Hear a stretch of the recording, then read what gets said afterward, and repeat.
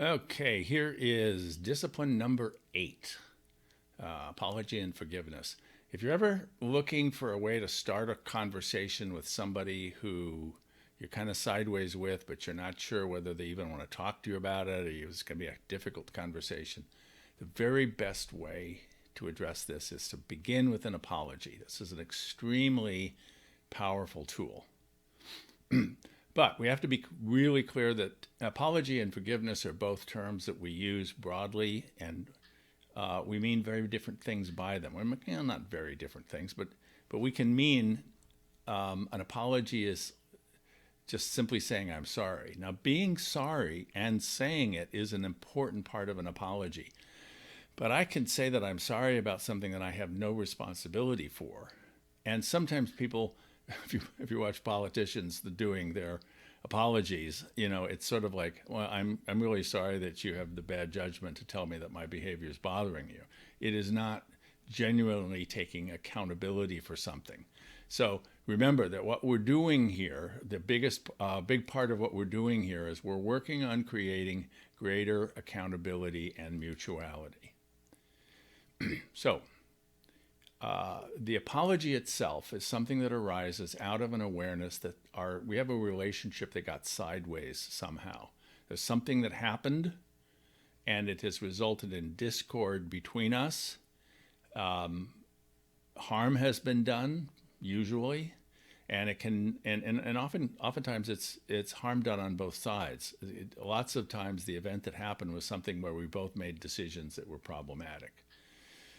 So that's why we lump the apology and the forgiveness together. Apology is something I do for a decision that I made that I regret. Forgiveness is something that I do for a decision that somebody else made, which I regret. I didn't make the decision, but I'm sorry that they made that decision. So there's an essential construct to how it is that we do this. So the first thing we do is we say, okay, well, what is the event? What was it that happened? Can I be really clear about the actual thing that happened and be able to describe it, at least to myself, in such a way that the other person can say, oh, yeah, I know just what you're talking about here. Now, this event happened because of choices that I made, that the other person made.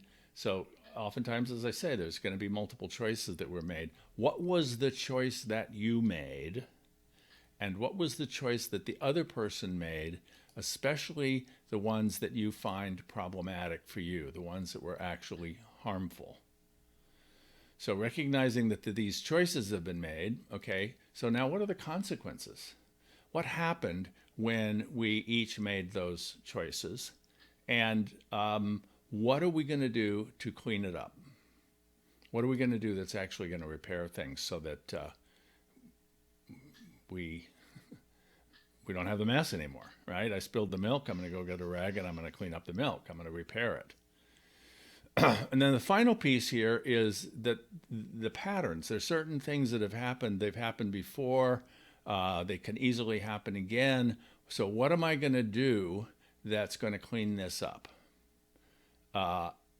Not just this particular event, but when it happens in the future, how am I going to know that it's happening? And what am I going to do instead that's going to work better? Okay, so this is complex, all these moving parts.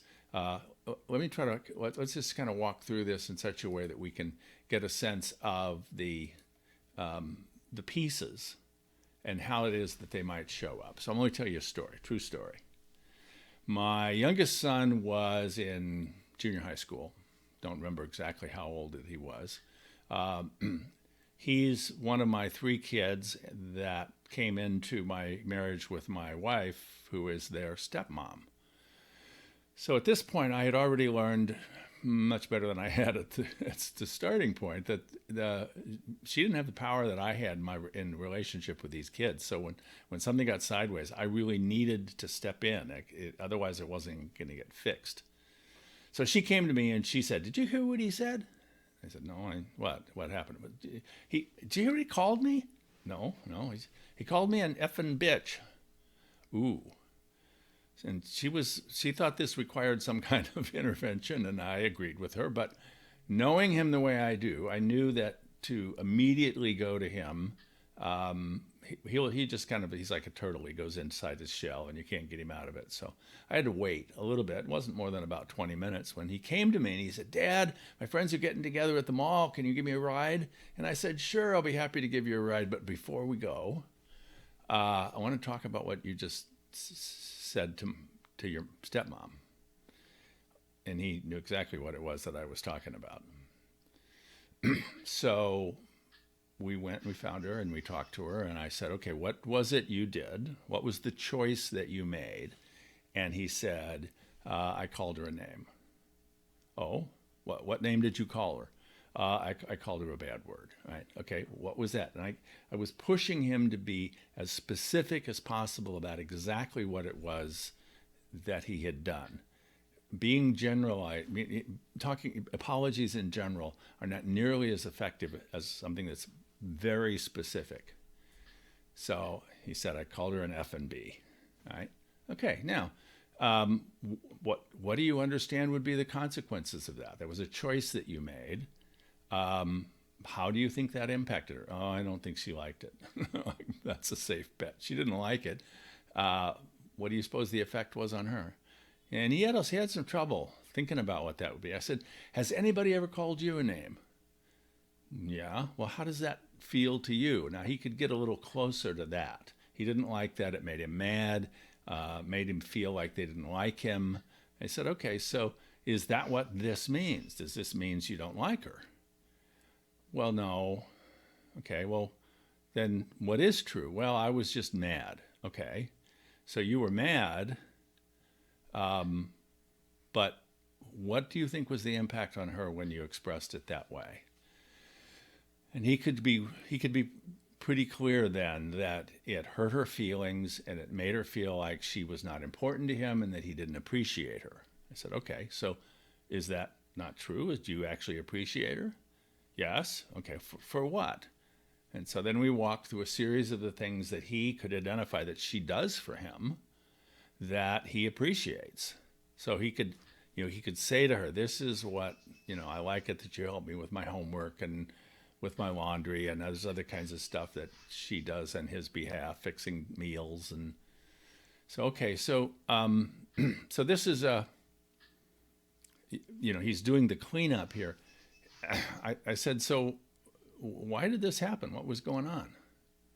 Well, the event was that he was about to go outside and she said, you should put on a coat. So she was trying to take care of him. And he was like, you can't control me. So he was angry. Okay. So do you suppose you'll ever be angry again?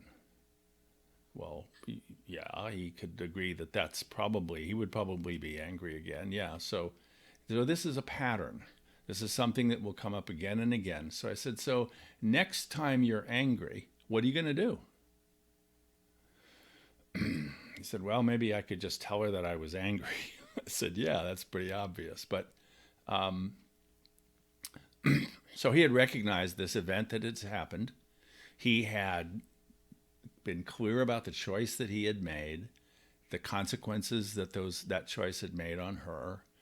He did what he could to clean that up, and he had a plan for what he was going to do in the future so that he didn't replicate that pattern. Now, this was, I think he's probably in 8th grade at this point. One of the assignments that they had in his class was they were supposed to give a speech at some point about how to do something. This is a communications class. How do you change a faucet washer? Or how do you tie your shoes? Or how do you, being able to talk about the series of steps in which you do something. And what he decided to do was he decided to teach the class how to apologize.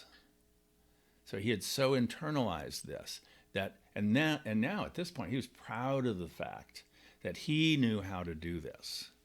And to this day, this is now 30 years later, when he gets sideways with somebody, I said, you remember how to apologize? Yeah, he remembers that.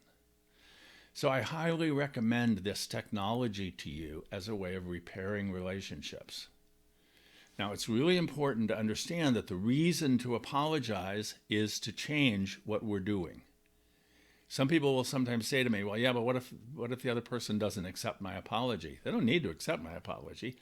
I may be curious about why they don't. Maybe they don't want the relationship to be repaired. Maybe they don't think that I'm sincere. Maybe they feel like I'm just manipulating them into forgiving me. But the apology stands because this is what we do to change ourselves. Similarly, the reason to forgive someone is not to let them off the hook. Forgiveness is different from an apology only insofar as the person who made the choice was either me, I am apologizing, or someone else, I'm engaged in forgiveness. In either case, harm was done. There's something I need to do to clean it up. Maybe I didn't make the mess, but it happened to me, so I'm going to have to do what I need to clean that up. And it will set in place certain patterns in my life such that I'm going to want to be able to notice them when they arise and to know what I'm going to do differently that will not keep me stuck in self-destructive patterns. Very commonly, when we've been the victim of abuse, it leaves us liable for future abuse because maybe we decided that that's the way we were supposed to be treated. So whether it's a choice I made or a choice that somebody else made, the reason for us to make apologies or to offer forgiveness is not to change the other, but to change ourselves. We're continually leaning towards our capacity to be accountable and be in mutual relationships. All right? Thanks for watching.